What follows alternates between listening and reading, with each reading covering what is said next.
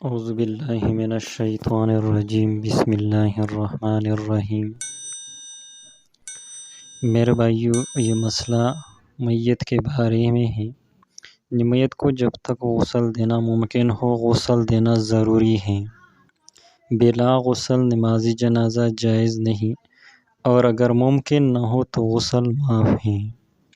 یعنی اگر میت کو قبر میں اتار دیا گیا ہے تو جب تک مٹی نہ ڈالی ہو نکال کر غسل دینا لازم ہے، اور اگر مٹی ڈال کر قبر بند کر دی تو اب نکالا نہ جائے، کیونکہ اس میں حرج و مشقت ہے۔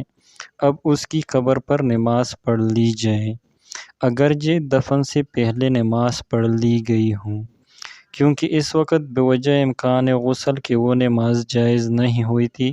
یہ استحساناً ہے اور یہی راجح و اولیٰ ہے۔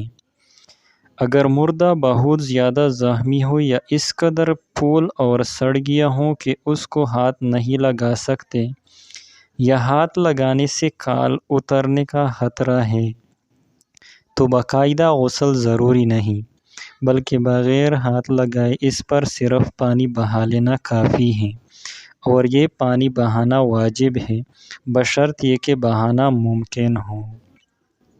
یعنی میت کو اس کے علاوہ بلا نماز جنازے کے دفن کرنا ٹھیک نہیں ہے، بلکہ یہ اچھے طریقہ اور مسلمانوں کا یہ رویہ اصل ہے کہ اس کو اچھی طرح غسل دے کر پھر اس کو دفن کیا